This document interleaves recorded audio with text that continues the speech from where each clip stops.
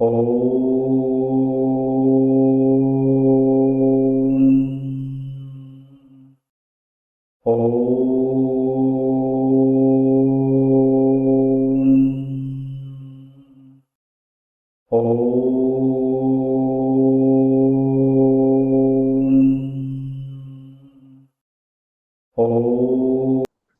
धन्यवाद.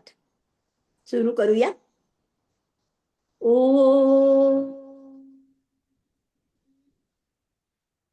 सदाशिवसमारंभां शंकराचार्यमध्यमाम् अस्मदाचार्यपर्यन्तां वन्दे गुरुपरम्परां.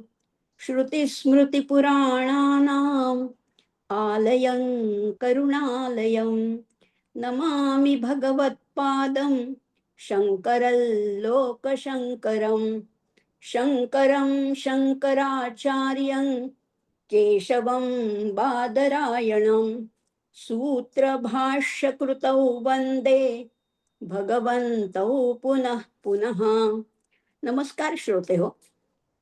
सकल संत विचार मंच यांच्या विद्यमाने आणि पिताश्री परिवार प्रतिष्ठान यांच्या सहकार्याने या गुरुवारीय व्याख्यानमालेमध्ये आज मला आद्य जगद्गुरु शंकराचार्य आणि त्यांचं तत्वज्ञान या विषयावर बोलण्याची संधी दिली. त्याबद्दल मी आयोजकांचे सर्वप्रथम आभार मानते आणि श्रोते आपल्या सगळ्यांच्या हृदयस्थ अशा अंतरात्म्याला वंदन करते आणि आचार्यांचं जे तत्वज्ञान आहे त्याच्याबद्दल थोडंसं बोलणार आहे. सुरुवात करते. खरं म्हटलं ना तर या भारत भूमीला अध्यात्मशास्त्राची फार मोठी दिव्य परंपरा लाभली आहे. हजारो वर्षांची ही परंपरा आहे. आपल्या ऋषीमुनींनी निसर्गातच जीवन व्यतीत करत तप, ध्यान, चिंतन, मनन करून आत्मज्ञान प्राप्त करून घेतलं. या तरल अवस्थेमध्ये त्यांना वेदांची प्राप्ती झाली. वेद त्यांना दिसले, परंतु याचं श्रेय त्यांनी कधीच स्वतःकडे घेतलं नाही. ऋषी दर्शनात असं म्हटलं जातं. म्हणजे ऋषींना हे वेद दिसले, त्यांनी रचले नाही. ते वेद हे अपौरुषेय असं मानलं जातं. आणि मनु, वसिष्ठ, विश्वामित्र, अत्री, याज्ञवल्क्य, वाल्मिकी, व्यास असे अनेक तेजस्वी ऋषी म्हणजे भारतीय संस्कृती आणि परंपरांचे जणू काही शिल्पकारच आहेत. आपल्या ह्या भारत भूमीमध्ये रामायण, महाभारतासारखी कितीतरी मोठी महाकाव्य झालेली आहेत. त्याप्रमाणे आदर्श आचार कसा असावे, आदर्श विचार कसे असावे, हे सर्व तत्वज्ञान रुजवण्याचं काम अनेक महापुरुषांनी केलंय. म्हणजे दुष्टांचं पारिपत्य करण्यासाठी आणि सज्जनांचं रक्षण करण्यासाठी भगवंतांनी या प्रत्येक युगामध्ये मी अवतार घेईन असंही म्हटलंय आणि ते आश्वासन प्रत्यक्षातही आणलेलं आहे. हे सगळ्या आपल्याला परिचित आहे. पण त्या व्यतिरिक्त हे दशावतार तर आपल्याला माहिती आहेत, पण त्या व्यतिरिक्त काही अंशावतार आहेत, काही ज्ञानावतार आहेत. असे अनेक अवतार आपल्या या भूमीमध्ये झालेत. अनेक संत आहेत, अनेक ऋषी आहेत, अनेक विचारवंत आहेत. मात्र काळाच्या ओघात काय झालं, भारत भूमीला परंपरा तर फार मोठी आहे, पण काळाच्या ओघात नेमकं काय झालं, अनेक बऱ्या वाईट घटना खरं तर घडत असतात. पूर्वी भारतभूमी ही सुवर्णभूमी होती. अशा महान संस्कृतीचा वारसा आपल्याला लाभला होता. परंतु परकीयांच्या आक्रमणामुळे म्हणा, वारंवार होणाऱ्या लढायांमुळे काही अनिष्ट रूढी बळावत गेल्या. लोक अगदी अनिर्बंधपणाने वागू लागले. शास्त्रज्ञांना जुमानत नव्हते. वेदातील आदेशांचं पालन करणं हे कालबाह्य मानलं जायचं. राष्ट्राची एकसंघता उरली नाही. निरनिराळ्या मतप्रणालीनुसार कितीतरी अनेक उपपंथ सुद्धा निर्माण झाले. म्हणजे श्रुती प्रणित ज्ञानाचा लोकांना विसर पडत चालला होता. काही जण द्वैतवादाचा तर काही जण शून्यवादाचा पुरस्कार करायला लागले. प्रत्येकालाच आपला मार्ग श्रेष्ठ वाटत होता. त्यातून मग कलह सुरू झाले. आपापल्या मतांचं प्रतिपादन करताना खंडन, मंडन हे सगळं सुरू झालं. त्यातून पुढे मग उपासना पद्धती, भाषा, वेश, आराध्य दैवत, मार्ग, गुरु असं फाटे फुटायला लागले. समाजात अशांतता पसरली. लोक अगदी भयभीत झाले होते. वातावरण धूसर झाले होते. विवेकाचं काही चालेनासच झालं. अशा वेळी या भूमीवर, वैदिक धर्माच्या भूमीवर पुन्हा अद्वैत तत्वाचं, अद्वैत सिद्धांताचं मंडन करण्यासाठी एका खंबीर नेतृत्वाची गरज होती. विस्कटलेल्या, भ्रांत झालेल्या समाजाला एकत्र करून योग्य मार्गावर आणण्यासाठी एखाद्या ज्ञानावताराची खऱ्या अर्थाने आवश्यकता भासत होती. आणि अशाच परिस्थितीमध्ये लक्षात घ्या, साक्षात शंभू महादेवानी अवतार घेतलेला आहे. भारत भूमीतला हा केरळ प्रांतामध्ये पूर्णा नदी वाहत होती. या पूर्णा नदीच्या काठावर बसलेलं एक अगदी चिमुकलं खेड, त्याचं नाव होतं कालडी. अतिशय भाविक, धार्मिक, शेजार धर्म पाळणारे असे सुसंस्कृत काही कुटुंब तिथे राहत होती. अनेक जाती जमातीची कुटुंब इथे गोण्या गोविंदानी अगदी राहत होती. फारच थोडी घरं ब्राह्मणाची होती. अशा कालडी गावामध्ये एक नंबुद्री ब्राह्मणाचं घर होतं आणि त्यांचं नाव होतं शिवगुरु. हे शिवगुरु स्वतः गुरुकुल चालवत होते. त्यांची पत्नी आर्यांबा ही देखील त्यांना साथ देत होती, परंतु त्यांच्या पोटी संतान नव्हतं. बरीच वर्ष झाली. शेवटी या शिवगुरूंनी चंद्रमौलीश्वराची उपासना केली आणि त्यांना एक दिव्य पुत्र प्राप्त झाला. चंद्रमौलीश्वराने विचारलं, जेव्हा साक्षात्कार झाला तेव्हा चंद्रमौलीश्वराने या शिवगुरूंना विचारलं की तुला कसा पुत्र पाहिजे, दीर्घायुषी पाहिजे का अल्पायुषी पण सर्वज्ञ पाहिजे? तेव्हा शिवगुरूंनी उत्तर दिलं की मला अल्पायुषी असला तरी चालेल, पण सर्वज्ञ पुत्र हवा. पण स्वतः शिवगुरूंची अशी धारणा होती की या भारत भूमीमध्ये पुन्हा वेदांताचा प्रसार झाला पाहिजे, अद्वैत तत्वाची प्रतिष्ठापना झाली पाहिजे आणि त्यासाठी सर्वज्ञ पुत्राचीच आवश्यकता होती. आणि म्हणून त्यांनी तसं वरदान मागितलं. आणि काय आश्चर्य, खरोखर खरोखर या आर्यांबेच्या पोटी हा दिव्य पुत्र जन्माला आला. शिवगुरु जाणतच होते, वरमेको गुणी पुत्र, एकच मुलगा असला तरी चालेल, पण तो चांगला पाहिजे, ज्ञानी पाहिजे, हे सुवचन ते जाणत होते. आणि त्यांना जी वेदांत प्रसाराची तळमळ होती ती हाच मुलगा पूर्ण करणार होता. या मुलाचं नाव ठेवलं शंकर. हा बालशंकर दिसामासांनी वाढत होता, परंतु ज्या प्रमाणात त्याचा शारीरिक विकास होत होता त्याच्या अनेक पटीने त्याच्या बुद्धीचं तेज अगदी उजळून निघत होतं. त्याची वाणी मधुर होती, शब्दोच्चार स्पष्ट होते, स्मरणशक्ती विलक्षण होती. गुरुकुलातल्या छात्रांना जी संथा दिली जात असे ते सगळं या बालशंकर मुखोद्गत करत असे, किंवा त्याची धारणा शक्ती सुद्धा उत्तम होती. शिवगुरु त्याला काही उपदेश सुद्धा करायचे. लहान मुलगा होता, 5 वर्षाचा हा मुलगा झाला, पण 5 वर्षाच्या मुलाला सुद्धा त्याचे पिता काही उपदेश करायचे आणि तो आत्मसात करायचा. हे सगळं होत असताना या बालशंकराचं हळूहळू तो मोठा होत होता. मग त्याचं उपनयन करायचं ठरत होतं, पण इतक्यात शिवगुरूंचं निधन झालं, त्याच्या पित्याचं निधन झालं. इतरांसाठी हा खरोखर धक्का होता, पण हा बालशंकर मात्र त्यांनी हा धक्का पचवला. हा प्रसंग त्याने अगदी धीराने घेतला आणि त्याने आपल्या विचारांना, आपल्या अभ्यासाला एक नवी दिशा दिली. आता तर त्याचा वेदांत प्रसाराचं जी प्रतिष्ठापना करायची ती तो निश्चय आता दिवसेंदिवस दृढ होत गेला. आणि त्याच्यासाठी मात्र त्याला भारत भ्रमण करायचं होतं आणि भारत भ्रमण करून संन्यास घ्यायचा होता. त्याला गृहस्थाश्रमामध्ये पडायचंच नव्हतं, विवाह करून करायचाच नव्हता. आणि म्हणून संन्यास घेण्यासाठी त्याची धडपड चालली होती. आईने अनुमती दिल्यानंतर बालशंकर निघाला, कालडी येथे पोचला. म्हणजे कालडी इथून निघाला आणि नर्मदा किनारी पोचला. आणि नर्मदा किनारी जे गोविंद यती होते, या गोविंद यतींना त्यांनी गुरु मानलं आणि तिथून त्याच्या अभ्यासाला सुरुवात झाली. पुढे त्याच्यानंतर तिथे 2 वर्ष अध्ययन केलं. म्हणजे तिथे सगळे 4ही वेद शिकले, बाकीची सगळी स्तोत्र शिकला, सगळं अध्ययन तिथे केलं, वेदांताची दीक्षा त्यांनी तिथे घेतली. अशा अनेक त्याच्या कार्याला इतका वेग आला. पुढे तो काशी क्षेत्री गेला. अनेक पंथांचा, विद्वानांचा त्याच्याशी परिचय झाला. अनेकांशी या शंकराने शास्त्रार्थ केलाय, वादविवाद केलाय, अनेकांना जिंकून घेतलं. त्यांचं तत्वज्ञान इतकं निर्दोष होतं, की त्यांचा शिष्य परिवार हळू वाढत गेला.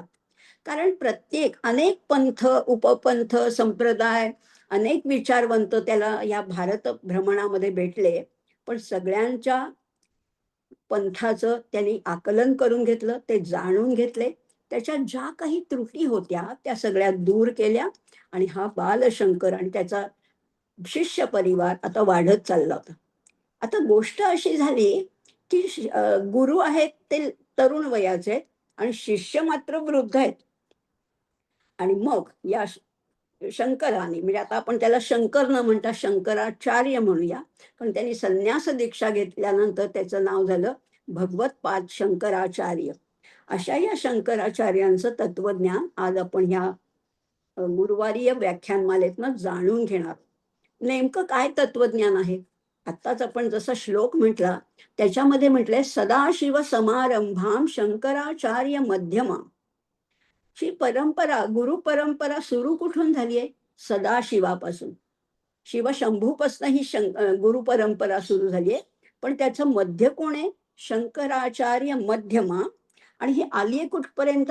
अस्मदाचार्य पर्यंता.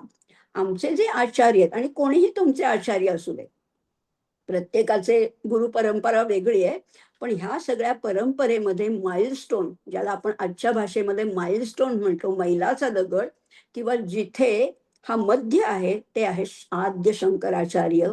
आणि आज सुद्धा अनेक जण त्या शंकराचार्यांचं तत्वज्ञान त्याचं फॉलो करतात किंवा त्याचा पाठपुरावा करतात, ते आदर्श मानतात असंही म्हटलेलं आहे.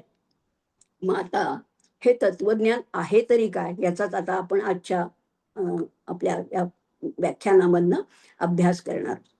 खरं म्हटलं तर आचार्यांचं तत्वज्ञान फार गहन आहे, फार गहन आहे, पण ते निर्दोष आहे. पण जर का अगदी थोडक्यात आपल्याला ह्याचा अभ्यास करायचा झाला, तर आचार्यांच्या शब्दात सांगते. आचार्य म्हणतात, श्लोकार्धेन प्रवक्ष्यामी यदुक्तम ग्रंथकोटिभिः ब्रह्मसत्यम जगन्मिथ्या जीवो ब्रह्मैव नापरः. आचार्य म्हणतायत, यद उक्तम ग्रंथकोटिभिः, कोट्यावधी ग्रंथामध्ये जे लिहिलंय ते मी तुम्हाला अर्ध्या श्लोकात सांगतो. एक श्लोक सुद्धा नाही बरं का, अर्ध्या श्लोकात सांगतो. काय सांगतो? आचार्य म्हणतायत, ब्रह्मसत्यम जगन्मिथ्या. हे तर आपल्याला माहिती, ऐकून पुष्कळ वेळा माहितीये. जीवो ब्रह्म एव न अपरः. जीव हा ब्रह्मच आहे आणि ब्रह्म एकमेव सत्य आहे. आणि जगत जे दिसतंय ते सगळं मिथ्या आहे. एकमेव अद्वितीय असं हे केवळ ब्रह्म, हेच फक्त चिरंतन सत्य आहे. आणि जे दृश्य जगत दिसतंय ते सगळं मिथ्या आहे. जीव हा केवळ ब्रह्म आहे, दुसरं तिसरं काहीच नाही. अशा सूत्र रूपाने त्यांनी हे तत्वज्ञान सांगितलं. तरी हे सर्वसामान्यांना चटकन उमगत नाही. सर्वसामान्यांना हे पटत नाही, की हे दृश्य जगत आम्हाला जे दिसतंय ते खोटं कसं म्हणतात. आता इथे गफलत कशामुळे होते सांगू का? ब्रह्मसत्यम जगन्मिथ्या हे आम्हाला काही पटत नाही. म्हणजे जे दिसत नाही ते सत्य मानायचं आणि जे दिसतंय ते खोटं मानायचं. असं कसं शक्य आहे बरं? असं आपल्यासारख्यांना वाटतं. पण खरी गोष्ट अशी आहे, सत्य आणि मिथ्या या शब्दाचा अर्थच मुळी वेगळा घ्यायचा आहे. यांचे व्यावहारिक अर्थ आणि अध्यात्मातले अर्थ पूर्ण भिन्न आहेत, हे आधी आपण लक्षात घेऊया. म्हणजे मग आचार्यांचं तत्वज्ञान पचनी पडायला थोडं सोपं जाईल. सत्य म्हणजे आपण खरं मानतो आणि मिथ्या म्हणजे खोटं. हा आधी शब्द रचनाच ही चुकीची आहे. इथेच आपली पहिली चूक होते. पारमार्थिक अंगाने जर का विचार केला, तर सत्य याचा अर्थ नित्य अस्तित्वात असणारं. म्हणजे अगदी आजच्या भाषेत सांगायचं तर ऑलवेज एक्झिस्टिंग. ज्याला नित्य अस्तित्व आहे, ज्याला कधी अभावच नाहीये, ते ब्रह्म हे सत्य आहे. आणि जगत आहे हे मिथ्या आहे. आणि मिथ्याचा अर्थ खोटं नाही घ्यायचं इथे, तर परिवर्तनशील आहे.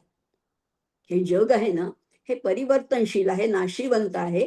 असा अर्थ जर का समजून घेतला तर निदान ते अपसमजाचं धुकं आहे ते थोडं दूर होईल आणि त्याच्यातला गर्भितार्थ समजायला थोडी मदत होईल. आता ब्रह्म सत्य म्हणजे ब्रह्म नित्य अस्तित्व आहे आणि जगताला मात्र अस्तित्व नाही. कारण जग हे 6 विकारांनी युक्त आहे. जगाला हे 6 विकार आहेत. जे आपण डोळ्यांनी पाहतो ते सगळे 6 विकारांनी युक्त आहेत. अस्ति, जायते, विपरिणमते, वर्धते, अपक्षीयते आणि प्रणश्यति असे हे 6 विकार आहेत. म्हणजे प्रत्येक गोष्टीला अस्तित्व आहेच. त्याच्यानंतर जन्म आहे. त्याच्यानंतर त्याच्यामध्ये बदल होतात. पुढे ती वस्तू वाढत जाते. अगदी छोटंसं रोग बघा किंवा मग अगदी माणसाचं शरीर बघा, प्राण्यांचं शरीर बघा. अस्ति म्हणजे आहेच. आधी आईच्या गर्भात असताना ते असतंच. मग त्याचा जन्म होतो. मग त्याच्यामध्ये थोडा-थोडा त्याच्या शरीरामध्ये बदल होतो, पेशींमध्ये बदल होतो. हळू वाढ होते. एका ठराविक वयापर्यंत वाढ होते. मग पुन्हा अपक्षीयते म्हणजे पुन्हा झीज व्हायला लागते आणि शेवटी प्रणश्यती असे हे 6 विकार आहेत. पण ब्रह्म कसं आहे? ब्रह्माला असे कुठलेच विकार नाहीयेत. ब्रह्म निर्गुण आहे, निराकार आहे, निर्विकार आहे, निरवध्य आहे, निर्विकल्प आहे, निष्कल आहे, निरवयव आहे आणि ते कसं आहे ते अपरिच्छिन्न आहे. आपण सगळे परिच्छिन्न आहोत. देश, काल, वस्तूंनी आपण सगळे परिच्छिन्न आहोत. पण ते ब्रह्म आत्ता इथेही आहे, आत्ता ते मुंबईत पण आहे, अमेरिकेत पण आहे, आफ्रिकेच्या जंगलात पण आहे. म्हणजे त्याला कुठल्याही देशाचं बंधन नाहीये, ठिकाणाचं बंधन नाही. एकाच वेळेला ते सर्व ठिकाणी आहे. काळात सुद्धा कुठल्या काळात ते नव्हतं असं नाहीच आहे. हजारो वर्षापूर्वी किंवा अगदी अब्जावधी वर्षापूर्वी पण ते होतं आणि अजून अब्जावधी वर्षानंतर सुद्धा ते राहणार आहे. तुम्ही आम्ही नसू, पण ते मात्र नक्कीच आहे, असं ते ब्रह्म आहे. आता त्या ब्रह्माचं जर का आपण रचना बघितली, म्हणजे एकूण त्याचं जर का बघितलं, तर फार पूर्वीपासनं ब्रह्म आहेच. आधी ते एकटं एक होतं. एकोहम बहुश्याम प्रजायेयम असं स्फुरण झालं. मी एकटाच आहे, आता मी अनेक रूपांनी प्रगट होतो आणि त्या एकाच ब्रह्मानी ही सगळी नाना रूप घेतलेली आहेत. आपल्याला या जगामध्ये ज्या वस्तू दिसतायत ना, हा सगळा ब्रह्माचाच त्याच्या चैतन्याचा चिद्विलास आहे. माऊलींच्या भाषेत म्हटलं तर, हा त्या एकाच चैतन्याचा आविष्कार आहे. म्हणजे आपण बघतो झाडं, वेली, पशु, पक्षी, सिंह, ससा, डोंगर, नद्या हे सगळं काय आहे? याच्या सगळ्याच्या मागे ते एकच परब्रह्म आहे. त्याने संकल्प करताच त्याच्यातूनच ही माया प्रगट झाली आणि त्याच्यातून ती गुणक्षोभिणी माया, त्याच्यातून पंचमहाभूत, जीवसृष्टी, पशु, पक्षी हे सगळ्याची निर्मिती झाली आणि शेवटी हा मनुष्य प्राणी निर्माण झाला. आपल्याला या सृष्टीमध्ये विविधता दिसते, नानात्व दिसतं, पण ह्या नानात्वाच्या मागे केवळ, अगदी केवळ एकच ब्रह्म आहे. बघा ना, अगदी सिंहापासनं म्हणजे हत्तीपासनं मुंगीपर्यंत, सिंहापासनं सशापर्यंत, डायनासोर पासून फुलपाखरापर्यंत आणि उधळणाऱ्या अशा स्वैर घोड्यापासून संथ अशा गोगलगाईपर्यंत जे काही दिसतंय, जो काही आविष्कार आहे, ते सगळं फक्त आणि फक्त आणि फक्त परब्रह्मच आहे. आता हा सिद्धांत तर आचार्याने मांडला आणि ह्या सिद्धांताच्या पुष्टीसाठी, त्याच्या स्पष्टीकरणासाठी आचार्य आपल्याला 3 प्रकारच्या सत्ता सांगतायत. सत्ता म्हणजे नेमकं काय आहे? सत्ता म्हणजे राजकीय सत्ता नाही बरं का. आपण जी सत्ता समजतो ती नाही. इथे सत्ता या शब्दाचा अर्थ सुद्धा अस्तित्व घ्यायचंय. 3 प्रकारच्या सत्ता आपल्याला परिचित आहेत. एक म्हणजे पारमार्थिक सत्ता, व्यावहारिक सत्ता आणि प्रातिभासिक सत्ता. अशा आचार्यांनी या 3 सत्ता सांगितल्या आहेत. आत्ताच आपण जे बोललो, ह्या ब्रह्मानेच ही सगळी रूपं घेतली ही झाली पारमार्थिक सत्ता. आपण जे व्यवहार करतो, आपण जे व्यापार करतो, आपण जे परिचयाचं जे दृश्य विश्व आहे, आपण रस्त्याने जातो, आपल्याला बँक दिसते, शाळा दिसते, बाजार दिसतो, माणसं दिसतात, डोंगर, नद्या सगळं दिसतं. ही सगळी व्यावहारिक सत्ता आहे. आणि तिसरी आहे ती प्रातिभासिक सत्ता. प्रातिभासिक सत्ता ह्याचा अर्थ असा आहे, की जसं हा अगदी नेहमीचा सगळ्यांना परिचित असा दृष्टांत दिलाय आचार्यांनी, रज्जू आणि सर्प. किंवा शुक्ती आणि रजत असे सिद्धांत दृष्टांत आचार्यांनी दिले. दोरी पडलेली असते रस्त्यामध्ये, अंधार असतो, थोडासा अंधार असतो. तिथनं जाणाऱ्याला वाटतं की अरे बापरे, साप आहे का काय? पण मग दुसरा कोणीतरी जाणकार येतो, कोणीतरी कंदील आणतो, कोणीतरी टॉर्च आणतो आणि मग कळतं की अरे, ही दोरी, हा सर्प नाहीये, ही दोरी आहे. तसंच, अगदी तसंच आपल्याला सुद्धा असा भास झालेला आहे. आणि हा भास अगदी जन्मापासून आपल्या मृत्यूपर्यंत आपल्याला हा भासच होतोय, की हे जे विश्व दिसतंय हे सत्य आहे असं वाटतंय. पण वस्तुतः हे विश्व सत्य नाहीये, तर ह्याच्या मागचं जे ब्रह्मतत्व आहे, परमतत्व आहे, ते सत्य आहे. आणि हे केव्हा कळतं? जसं त्या माणसाला कुणीतरी टॉर्च आणल्यानंतर, कुठे प्रकाश पडल्यानंतर ते कळलं, तसंच, अगदी तसंच आत्मज्ञान झाल्यानंतर हे कळायला लागतं, की हे विश्व आहे, हे मिथ्या आहे, जगत मिथ्या आहे. पण सत्य काय आहे? तर केवळ ब्रह्म हेच सत्य आहे. आणि हे पटवून देण्यासाठी हा अद्वैत सिद्धांत आहे. अद्वैत म्हणजे ज्याच्यामध्ये दोनपणा नाहीच, फक्त एकच तत्व आहे. इथे द्वैत नाहीच आहे. सगळीकडे केवळ, केवळ, केवळ एकमेव अद्वितीय ब्रह्म आहे. हे समजावून सांगण्यासाठी आचार्यांनी संपूर्ण भारत भ्रमण केलेलं आहे. संपूर्ण भारतामध्ये भ्रमण केले. अनेक पंथ, उपपंथ, संप्रदाय यांना सगळ्यांना सामावून घेतले आणि अतिशय गोड, मृदू बोलण्याने हे आपलं तत्वज्ञान अगदी सामान्यातल्या सामान्यांपर्यंत पोहोचवलंय. आचार्यांचं जे साहित्य आहे त्याला सुद्धा 3 छटा आहेत. आचार्यांनी पहिल्यांदा भाष्य केलेलं आहे. कशावर भाष्य केलंय? प्रस्थानत्रयीवर भाष्य केलेलं आहे. उपनिषद आहे, ब्रह्मसूत्र आहे आणि भगवद्गीता या तिन्हीवर भाष्य केलेलं आहे. याच्याशिवाय सनद सुजातीय आहे, विष्णू सहस्रनाम आहे, अशी अनेक भाष्य केली आहेत. ही विचारवंतांना आजही मार्गदर्शक ठरतात.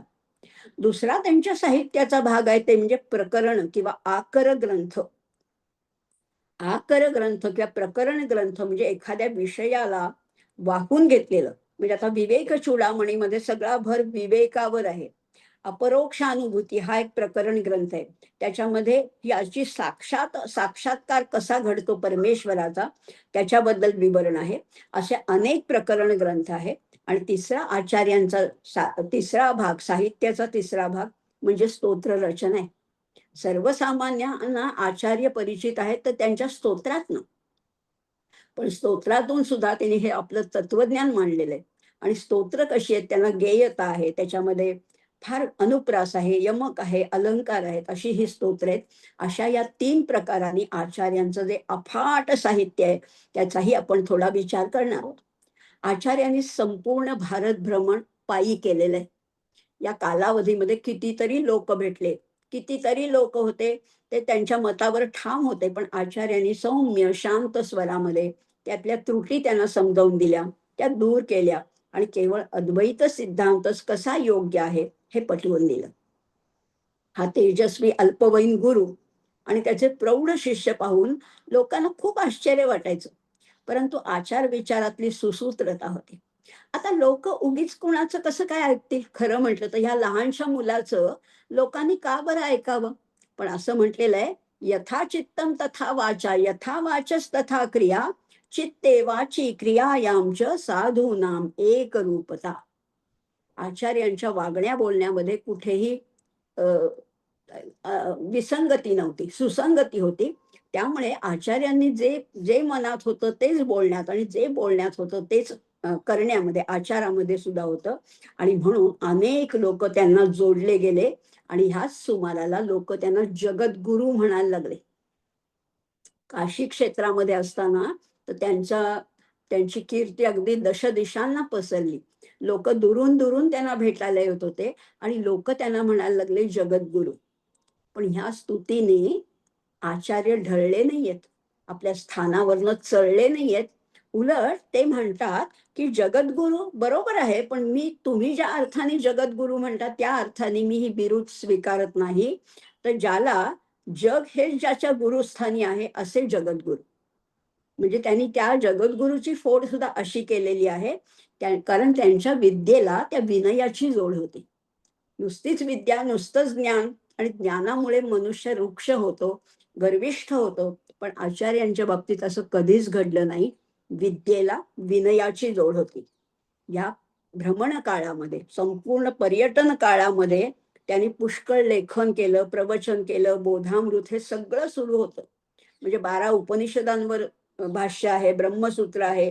या सगळ्यांवर भाष्य केलं आणि आपल्या सगळ्या शिष्यांना या भाष्याचा अभ्यास करून घेतलाय शिष्यांकडनं आणि आपल्या शिष्यांना उच्च आध्यात्मिक स्तरावर त्यांनी सुप्रतिष्ठित केलंय. त्यामुळे आचार्यांचे शिष्य सुद्धा साधे नव्हते, सर्वसामान्य नव्हते आणि अशी आचार्यांची कीर्ती पसरत चालली होती. एखादी घंटा उंच टांगावी आणि तिचा जसा ध्वनी दूरपर्यंत पोहोचावा, तसा शंकराचार्यांचा अलौकिक जीवनाचा प्रभाव सगळीकडे पसरत होता. समाजाच्या सगळ्या थरांना त्यांनी स्पर्श केलेला आहे. विचारवंत आहेत, ज्ञानी आहेत, पंथाभिमानी आहेत, स्वामी आहेत आणि सर्वसामान्य सुद्धा आहेत. अशा सगळ्यांना, कारण आचार्यांकडे संघटन कौशल्य होतं, दूरदृष्टी होती. त्या दृष्टीने भारताच्या चारही दिशांना सुरक्षिततेच्या दृष्टीने त्यांनी 4 मठांची स्थापना केली. आपापले 4 उत्तम शिष्य मठाधिपती म्हणून नेमले. 4ही मठामध्ये सुसूत्रता यावी म्हणून त्यांनी मठांनाय नावाची नियमावली तयार केली. 4 वेद आणि त्यांची महावाक्य हे त्या एकेका मठाला त्यांनी समर्पित केलेलं आहे. आता जसं त्यांचं स्वाध्याय आहे, साधना आहे, तपस्या आहे आणि त्याग आहे, यांच्या या चतुसूत्रीच्या माध्यमातनं लोकांच्या धर्मजीवनाला त्यांनी एक निश्चित दिशा दिलेली आहे. प्रत्येकाच्या जीवनाला एक सुगठित आकार मिळावा म्हणून त्यांनी विपुल लेखन केलेलं आहे. एखाद्या विषयाला अनुसरून त्यांचं सांगोपांग विवेचन ज्याच्यात केलं जातं त्याला आकर किंवा प्रकरण ग्रंथ असं म्हणतात. असे प्रकरण ग्रंथ किती आहेत आचार्यांचे? पुष्कळ आहेत, पण अगदी 2-4 नावं त्याच्यातली आपण बघूया. विवेक चूडामणी आहे, अपरोक्षानुभूती आहे, दृग्दृश्य विवेक आहे, योग तारावली आहे, विज्ञान नौका आहे, वेदांत केसरी आहे, उपदेश साहस्री, प्रबोध सुधाकर, असे अनेक ग्रंथ आचार्यांनी लिहिले आणि त्याचे ते आजही मार्गदर्शक आहेत. या ग्रंथाच्या अभ्यासाने साधकांच्या विवेक वैराग्यामध्ये निश्चित वृद्धी होते. वेदांतातल्या तत्वज्ञानाच्या परिभाषा या आकलनाच्या कक्षेत येतात. अध्यात्मातल्या काही परिभाषा सहजासहजी समजत नाहीत, पण जसजसा आचार्यांच्या विषयाचा तत्वज्ञानाचा आपल्या अभ्यास होतो तशा काही विस्तृत रचना आहेत, काही लहान आहेत, पण सगळ्याच रचना आशयगर्भ आहेत. अहो, आत्मबोध हा एक श्लोकी वेदांत आहे. आत्मबोध हा एक एक श्लोक आहे, पण त्याच्यामध्ये संपूर्ण वेदांत आहे. आणि आचार्यांचं हेच वैशिष्ट्य आहे. कमी शब्दामध्ये पुष्कळ आशय पोहोचवणं हे त्यांचं एक वैशिष्ट्य आहे. त्यामुळे स्तोत्र रचना सुद्धा त्यांच्या, जसं भाष्य तर आहेच आहे, प्रस्थानत्रयीची भाषा आहे, ती आर्ष असल्यामुळे चटकन समजत नाही. पण आचार्यांनी मूळ सिद्धांताला धक्का न लावता विविध दृष्टांताच्या द्वारे त्याचं विवेचन केलं आहे. स्तोत्र रचना आचार्यांची तर फारच विलक्षण आहे. म्हणजे प्रकरण ग्रंथ आणि भाष्य ग्रंथ हे विद्वान पंडितांना जरी आवडत असले तरी अगदी सर्वसामान्य लोकांपर्यंत पोचले आचार्य ते स्तोत्र रचनांच्या द्वारे. त्याच्यामध्ये विविधता आहे, अनुप्रास आहे, अलंकार आहे, आकर्षकता आहे, सगळ्यात महत्वाचं म्हणजे गेयता आहे. पण एक सगळ्यात त्याहीपेक्षा महत्वाची गोष्ट, आचार्यांच्या स्तोत्र रचनामध्ये काव्य आणि तत्वज्ञान यांचा मनोहारी मिलाफ झालेला आहे. जसं माऊलीने वर्णन केलेलं आहे, वाचे बरवे कवित्व, कवित्वी रसिकत्व, रसिकत्वी परतत्व, स्पर्शू जैसा. हे माऊलींचे शब्द आचार्यांच्या स्तोत्र रचनांचा यथार्थ गौरव करतात. म्हणजे त्याच्यामध्ये कवित्व आहे, कवित्वामध्ये रसिकत्व आहे, रसिकत्वामध्ये त्या परातत्वाचा स्पर्श आहे. अशी स्तोत्र रचना आहे. त्यामुळे कुठलंही स्तोत्र घ्या आचार्यांचं, त्याच्यामध्ये विविधता आहे, त्याच्यामध्ये तत्वज्ञान आहे. म्हणजे अगदी बघा, ब्रह्मज्ञानावली माला असा हा 21 मंत्राच्या या रचनेमध्ये जीव हाच ब्रह्म आहे, हा सिद्धांत, हा महावाक्य विविध उदाहरणांनी त्यांनी उलगडून दाखवलेलं आहे. म्हणजे त्यांचं तत्वज्ञान नुसतं वृक्ष नाहीये तत्वज्ञान. तत्वज्ञान जरी एकच असलं, आचार्य हे सगळं तत्वज्ञान सांगत असताना कधीही म्हणाले नाहीत, मी सांगतो म्हणून. मी हा कधीही कुठेही त्यांच्यामध्ये आलेला नाहीये. नेहमी त्यांच्या बोधामध्ये सुद्धा वेदांतांनी असं सांगितलंय, श्रुती असं म्हणतात. अशीच नेहमी रचना आहे. कधीही अहंकार किंचितही डोकावलेला नाहीये. एवढं सगळं वाङ्मय लिहून सुद्धा त्यांना अहंकाराचा किंचितही स्पर्शही झाला नाही. त्या ब्रह्मज्ञानावली मालामध्ये आचार्य म्हणतात, नित्योहम, निरवद्योहम, निराकारोहमुच्यते, परमानंद रूपोहम, अहमेवाहमव्ययः. मी कोण आहे? मी साक्षात ब्रह्म आहे. आणि हे बोलणं हे अहंकाराचं नाहीये बरं का. हीच वस्तुस्थिती आहे. जेव्हा आम्ही आमचं नाव सांगतो, आमचं शिक्षण, आमचा हुद्दा, आमचं नातं आम्ही सांगतो, तो अहंकार आहे. मी ब्रह्म आहे हे सगळ्यात सर्वोच्च सत्य आहे. आचार्य म्हणतात, दृग्दृश्यौ द्वौ पदार्थौ स्तः परस्पर विलक्षणो दृग्ब्रह्म दृश्य ब्रह्मेती मायेती सर्व वेदांत डिंडिमः. सगळ्या वेदांतांनी दिंडिम करून अगदी सगळ्यांना सांगितलेलं आहे. काय सांगितले? दृग्दृश्यौ द्वौ पदार्थौ स्तः. काय फार सुंदर सांगितलेले. दृक् म्हणजे द्रष्टा आणि दृश्य म्हणजे हे जे दिसतंय दृश्य ते. आता द्रष्टा कोण आहे? परब्रह्म किंवा तो आपला जीव आत्मा जो आहे, आपल्यामध्ये जे चैतन्य तत्व आहे तो द्रष्टा आहे. आणि दृश्य हे सगळी माया आहे. जे जे डोळ्याने दिसतंय, जे जे इदम म्हणून दाखवता येते, ते सगळी ती माया आहे. आणि फक्त काय आहे? दृग ब्रह्म, द्रष्टा आहे तो ब्रह्म आहे. दृश्य मायेती इति सर्व वेदांत डिंडिमः. सगळ्या वेदांतांनी अगदी जय जयकार करून हे सांगितलेलं आहे असं आचार्य म्हणतात स्तोत्र रचनामध्ये. वेदसार शिवस्तोत्र हे सुद्धा आचार्यांचं अतिशय विलक्षण असं स्तोत्र आहे. त्याच्यात ते म्हणतात, त्याच्यातही तत्वज्ञान आहेच बरं का, पण त्याची चाल म्हणा, त्याची रचना म्हणा, त्याची गेयता इतकी आकर्षक आहे ना. आचार्य म्हणतात, अजम शाश्वतं कारणं कारणानां, शिवं केवलं भासकं भासकानां, तुरीयन्तमः पारमाद्यन्तहीनं, प्रपद्ये परं पावनं द्वैतहीनं. म्हणजे उपनिषदातलं अत्युच्च तत्वज्ञान आचार्यांनी अगदी मोजक्या शब्दांची सौष्ठवपूर्ण रचना करून किती गोड पद्धतीने मांडलेलं आहे, किती आकर्षक पद्धतीने मांडलेलं आहे. अजम शाश्वतम काय आहे? ते ब्रह्म. आणि तू काय आहे? कारणम कारणानाम. सगळ्या कारणाचं आदी कारण कोण आहे? ते ब्रह्म आहे. ते कसं आहे? शिवम केवलम भासकम भासकानाम. आता सूर्य चंद्र आपल्याला प्रकाश देतात, ग्रह तारे नक्षत्र असं आपण म्हणतो, किंवा अगदी अग्नी आहे. या सगळ्या भासकांना प्रकाश देणारा कोण आहे? प्रकाश पुरवणारा कोण आहे? तोच आहे, परब्रह्म आहे असं म्हटलेलं आहे. तुरीयंतमः पारमाद्यंतहीनम. ती कुठली अवस्था आहे? ती तुर्यावस्था आहे. जागृती स्वप्न सुषुप्ती याच्या पलीकडे ती तुर्या अवस्था आहे. आणि ती तमाच्याही पलीकडे, सगळा अंधार जिथे संपतो आणि त्याच्याही पलीकडे जे आहे, प्रपद्ये परम पावनम द्वैतहीनम. जिथे द्वैत उरत नाही अशा अद्वैताला मी नमस्कार करतो, मी वंदन करतो असं म्हटलेलं आहे. अशी आचार्यांची ही रचना आहे.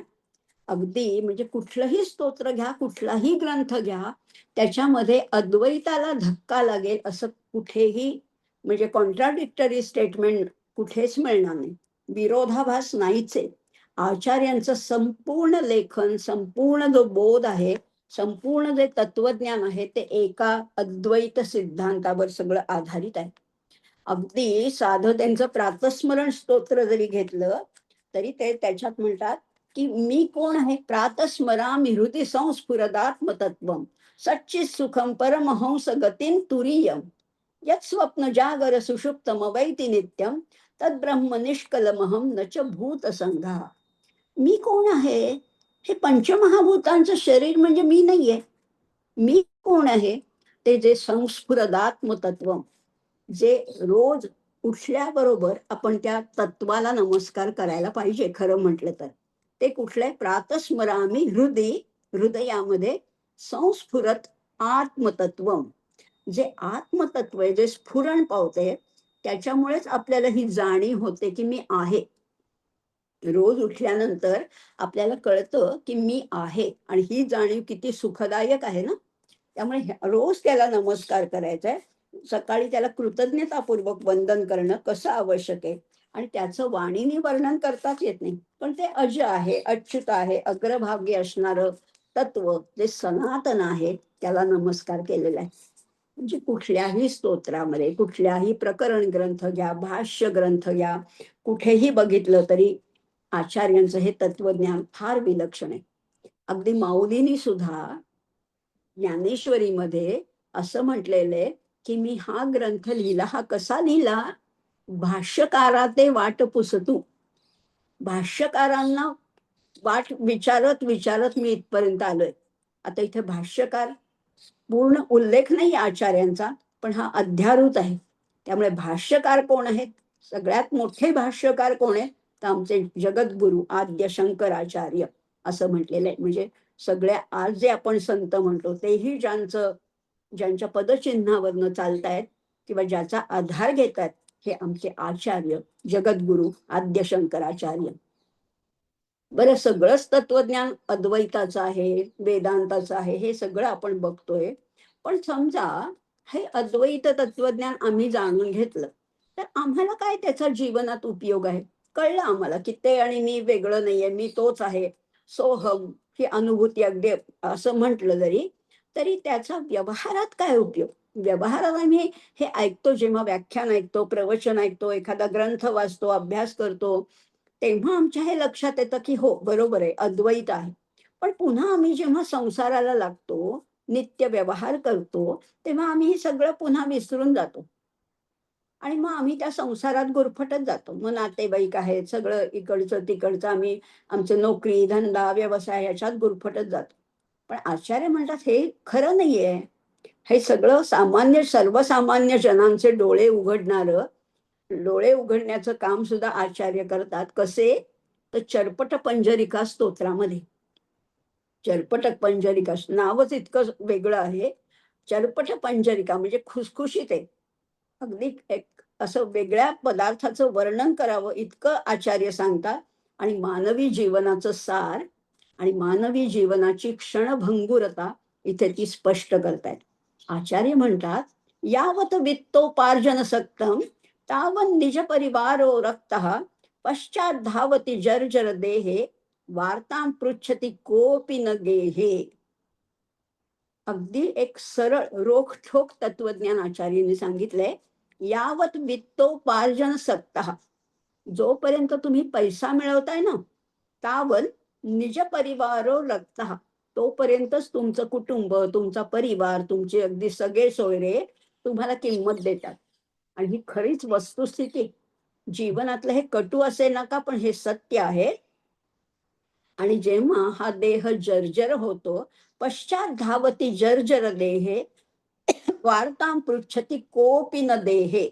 कोणीही तुम्हाला विचारत सुद्धा नाही. हे जीवनाचं अगदी कटू वास्तव आहे. आणि आचार्य तेव्हा म्हणतात, भज गोविंदम भज गोविंदम गोविंदम भज मूढमते, प्राप्ते सन्निहिते मरणे, नाही नाही रक्षति डुक्रुई करणे. आता तू व्याकरण पाठ करून, आता ग्रंथ वाचून, आता अभ्यास करून काय होणार आहे? 85 वर्षाच्या वृद्धाला हे त्यांनी उपदेश केलेला आहे. आता नको हे करूस. कारण हे सगळं आधीच करायला पाहिजे होतं, पण आता त्याचा काहीही उपयोग नाही. त्यापेक्षा तू फक्त गोविंदाचं नाव घे. आणि प्राप्ते सन्निहिते मरणे, नाही नाही रक्षती डुक्रुई करणे. जेव्हा मरण येईल तेव्हा हे व्याकरण, हा अभ्यास याचा काही उपयोग नाही. त्यापेक्षा गोविंदाचं नाव घे, असं हे भज गोविंदम चर्पट पंजरिका स्तोत्र आहे. त्याच्यात ते म्हणतात, एक फार आणखीन एक सत्य सांगतात, अंगम गलितं पलितं मुंडम दशन विहीनं जातं तुंडम वृद्धो याति गृहीत्वा दंडम तदपि न मुंचती आशा पिंडम. आशा आहे ना, आशा माणसाला शेवटपर्यंत सोडत नाही. अगदी अंग गलित गात्र झालं, मुंडम पलितम मुंडम म्हणजे अगदी मस्त खालतंय, डोकं हलतंय म्हातारपणाने, कंप पावतंय, तोंडामध्ये दात सुद्धा नाहीयेत. दशन विहीनम जातम तुंडम, तोंडामध्ये दात शिल्लक राहिले नाहीत. आता हातात काठी आली. वृद्धो याती गृहीत्वा दंडम तदपि न मुंचती आशा पिंडम. असं नाहीये की माणसाला फक्त तरुण वयातच आशेचा मागे धावत असतो. अगदी वृद्ध जर्जर झाला तरी आशा काही सोडत नाही माणसाला. हे फार वास्तवाचं चित्रण आचार्यांनी या स्तोत्रामध्ये केलेलं आहे. आणखीन एक फार सुंदर सांगितलेलं आहे, की कुठपर्यंत का तुम्ही आत्तापर्यंत या गोविंदाचं स्मरण केलं नाही? बालस्तावत क्रीडासक्तः, तरुणस्तावत तरुणी रक्तः, वृद्धस्तावत चिंतामग्नः, परे ब्रह्मणि कोऽपि न लग्नः. खरंच आहे. बालपण कशात गेलं? खेळण्यात गेलं. बालस्तावत क्रीडासक्तः. बरं तरुणपणी करू असं ठरवलं होतं. तरुणस्तावत तरुणी रक्तः. तरुणपणा होता तेव्हा सगळं ते तारुण्य विषयोपभोगामध्ये गेलं. वृद्धस्तावत चिंतामग्न. बरं वृद्धपणे करू असं ठरवलं होतं, पण तेव्हा कितीतरी चिंता आहेत, किती आधी व्याधी आहेत, त्यामुळे तेव्हाही जमलं नाही. परे ब्रह्मणी कोऽपि न लग्न. पण त्या ब्रह्माकडे लक्ष द्यावं, ब्रह्माचा शोध घ्यावा, आत्मतत्व शोधावं असं कुणालाही वाटत नाही. मग आता काय करायचं आम्ही? कस्त्वं कोऽहं क्षिकुत आयातः, कामे जननी कामे तातः, इति परिभावय सर्वमसारं विश्वं त्यक्त्वा स्वप्न विचारम.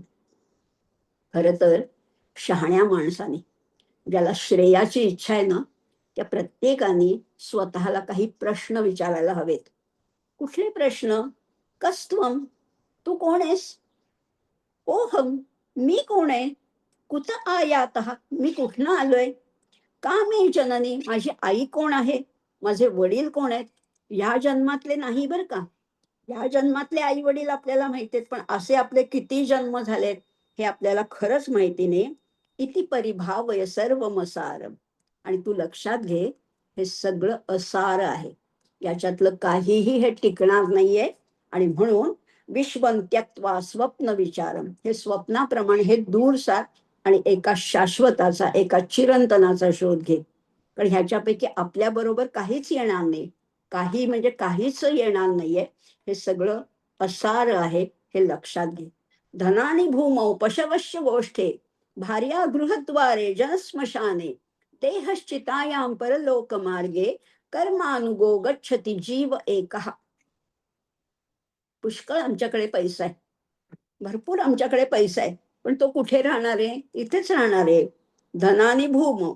बरं पशुधन खूप आहे, गाई गुरं घोडे पुष्कळ आमच्याकडे, पण ते येणार नाहीत माझ्या बरोबर. पशवश्य गोष्ट आहे, ते गोठ्यातच राहणार आहे.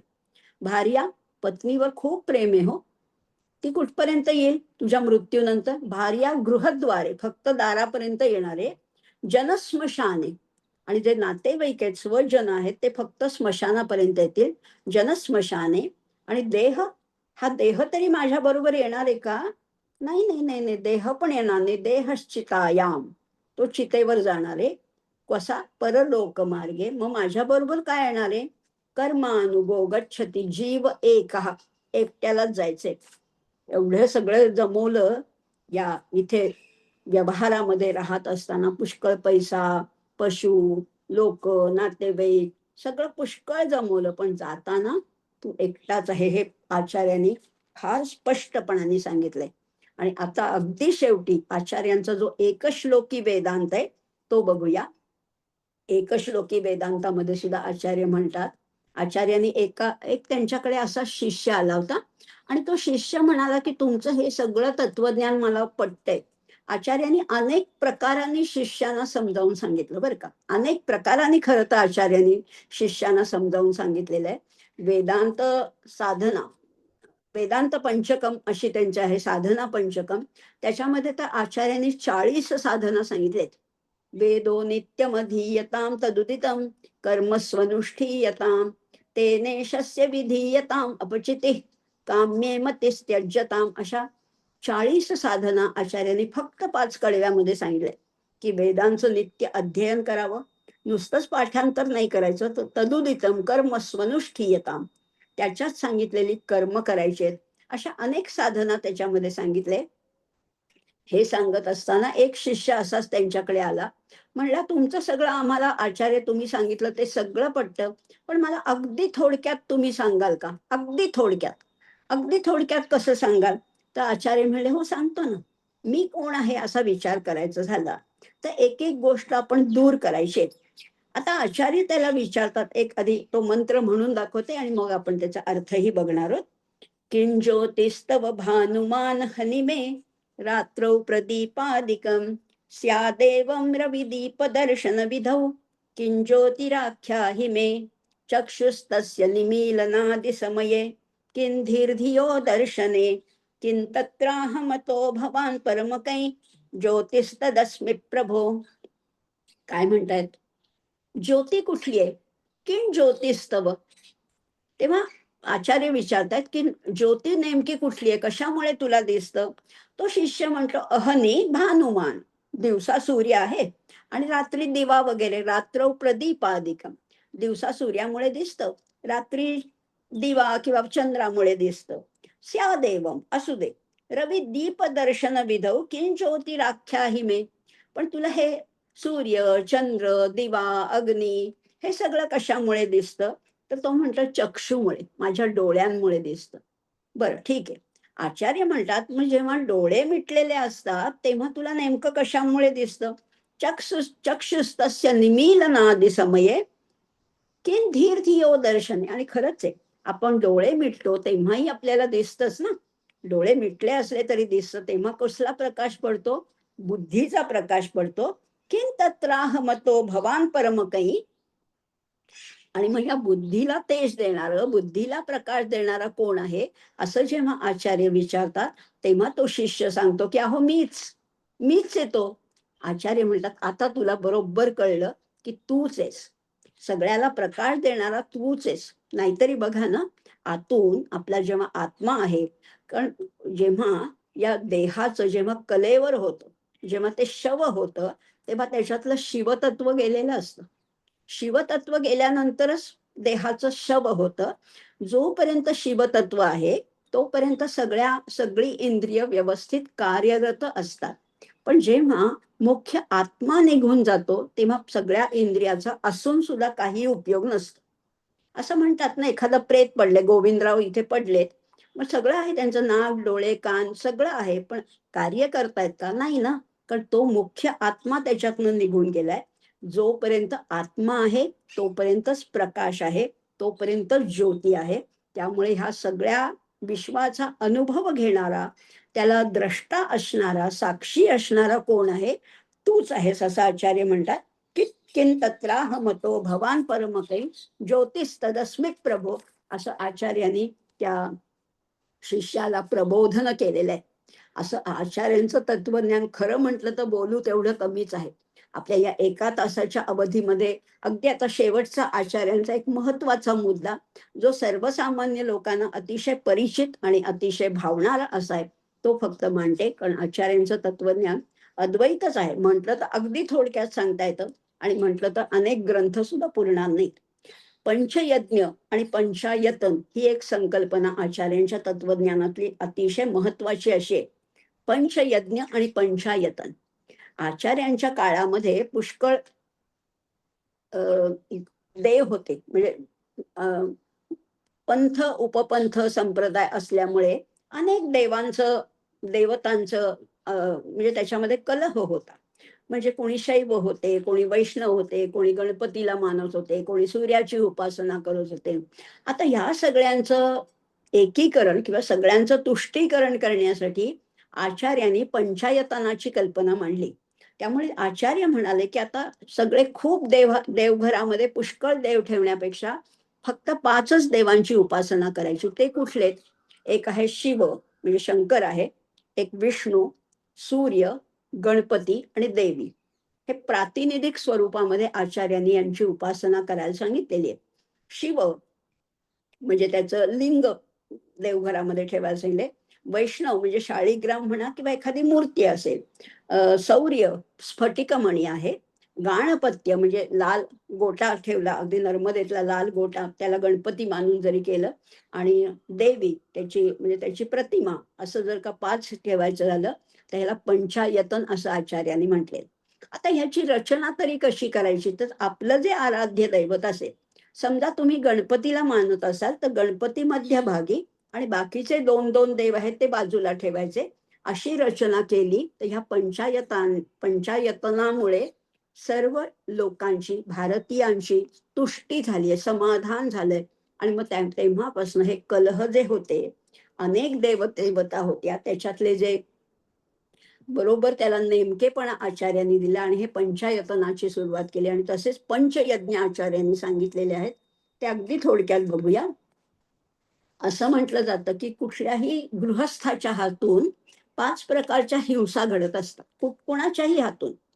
तुम्ही अगदी अहिंसा प्रवृत्तीचे असलात तरी कंडणी, पेषणी, चुल्ली, उदकुंभी च मार्जनी, पंचसूना गृहस्थस्य ताभिस्वर्गं न विंदते असं म्हटलेलं आहे. म्हणजे कांडताना, दळताना, झाडताना, पाणी आणताना अशा आपल्या हातनं कळत-नकळत पुष्कळ हिंसा घडत असतात. मग या हिंसा आपल्या पाप घडतंय म्हणजे. पापाचं परिमार्जन करण्यासाठी काय करायला पाहिजे? तर 5 प्रकारचे यज्ञ आचार्यांनी सांगितले. ब्रह्मयज्ञ, देवयज्ञ, भूतयज्ञ, नृयज्ञ आणि पितृयज्ञ असे 5 प्रकारचे यज्ञ सांगितलेले आहेत. म्हणजे काय करायचं? तर ब्रह्मयज्ञ म्हणजे ब्राह्मणाने कसं वागावं? तर नित्य अध्ययन आणि अध्यापन करायचंच रोज. आता माझं सगळं शिकून झालं, आता मला काही शिकायचं राहिलं नाही, असं कोणीतरी म्हणू शकेल का? कुणीच म्हणू शकणार नाही. कारण जगामध्ये इतकी शास्त्र आहेत, इतकं ज्ञान आहे, आपल्याला अजून काहीच मिळालं नाही. अनेक शास्त्रं बहुवेदितव्यम अल्पश्च कालो बहवश्च विघ्नाः यत् सारभूतं तदुपासितव्यम हंसो यथा क्षीरमिवाम्बुमध्यात्. पुष्कळ शास्त्र आहेत आणि आपल्याकडे काळ तर फार थोडा आहे. वेळ कमी राहिलेला आहे. अल्पश्य कालो बहवश्य, बरं विघ्न तर पुष्कळ आहेत. सारखी संकट येतात. काही आजारपण आहे, काही कुठे गावाला जाणं आहे, काहीतरी आमचे संकट येतात. मग काय करायचं? यत् सारभूतम तद उपासितव्यम. जेवढं सार आहे तेवढंच घ्यायचं. त्याला उदाहरण दिलंय. हंसो यथा क्षीरमिवाम्बु मध्यात्. हंस जसं नीर क्षीर विवेक करतो, फक्त क्षीर घेतो, तसं ब्राह्मणाने किंवा ज्याला ब्रह्माची ओढ आहे अशा प्रत्येकाने दररोज नवीन काहीतरी शिकायचे. बुद्धी सतेज ठेवायची, चालना द्यायचे, रोज शिकायचे आणि आपल्याला जे उत्तम येतंय ते इतरांना शिकवायचे. म्हणजे थोडक्यात अध्ययन आणि अध्यापन रोज करायचे. हा ब्रह्मयज्ञ झाला. पितृयज्ञामध्ये आपल्याला जे पितरांकडनं, आपल्या वाडवडिलांकडनं जे जे मिळालं आहे, त्याच्यामध्ये भर घालायची आणि आपल्या पुढच्या पिढीपर्यंत पोहोचवायचे. आणि हे शक्य आहे. प्रत्येकाला काहीतरी वरदान मिळालेलं असतं. कुणाच्या घरात सगळे बुद्धिमान असतात, कुणी सुंदर असतात, कुणी उंच असतात. प्रत्येकाला काहीतरी मिळालंय. आपल्या पुढच्या पिढीपर्यंत 25% भर घालून ते वाढवून पोहोचवणं हे आपलं कर्तव्य आहे. हा झाला पितृयज्ञ. ह्याच्यावरूनच म्हण आलेली आहे, बाप से बेटा सवाई. सव्वापट आपण वाढ करू शकतो. हा पितृयज्ञ. ब्रह्मयज्ञ, पितृयज्ञ, भूतयज्ञ. जितकं ते चैतन्य माझ्यात आहे, तसं संपूर्ण या चराचरामध्ये ते भरून राहिलेलं आहे. त्या मुंगीमध्ये सुद्धा ते आहे. त्या किड्यामध्ये, त्या जीवजंतूमध्ये सुद्धा हे जाणणं आणि त्यांना त्याच्यासाठी म्हणजे त्यांचा तसा आदर करणं, हा भूतयज्ञ.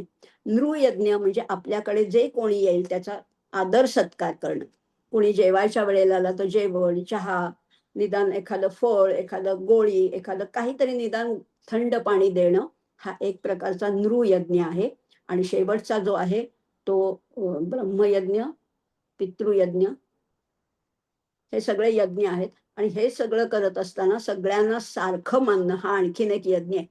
सगळ्यांमध्ये सारखं, त्या देवयज्ञ म्हणजे सगळ्यांमध्ये त्या देवाचा अंश आहे असं मानून प्रत्येकातला देव ओळखता यायला पाहिजे. अगदी भिकाऱ्यामध्ये सुद्धा तो आहेच आहे. प्रत्येकामध्ये देव बोलतो बाळमुखातून, देव डोलतो उंच पिकातून.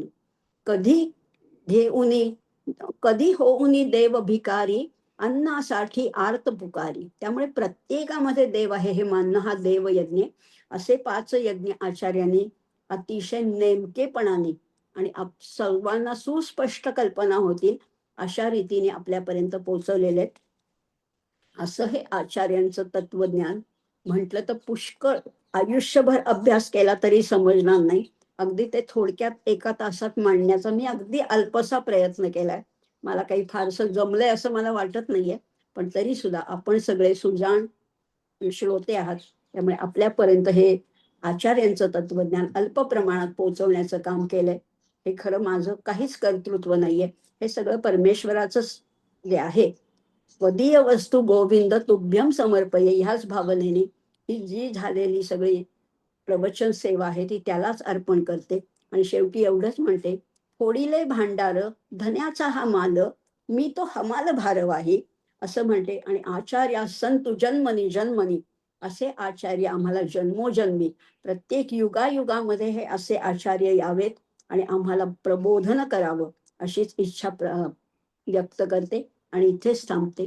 सर्वेपि सुखिनः सन्तु सर्वे सन्तु निरामयाः सर्वे भद्राणि पश्यन्तु मा कश्चित् दुःखमाप्नुयात्.